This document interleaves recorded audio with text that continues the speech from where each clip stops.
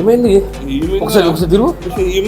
ఏమైంది అన్న ఒక్కసారి బ్యాక్ ఉన్నది బటర్ఫ్లై వింగ్స్ లెక్క వచ్చేసిన అన్న. ఒకసారి చూడ ఇంత టైట్ ఉన్నాయినా అన్న ఒకసారి అరే నేను ఏమన్నా అన్న ఒక్కసారి ఇక్కడ రా అన్న. నేను ఏమన్నా ఇట్లా ఏమున్నా నేను నడుము మస్తు చేసా అన్న గట్టిగా ఉంది.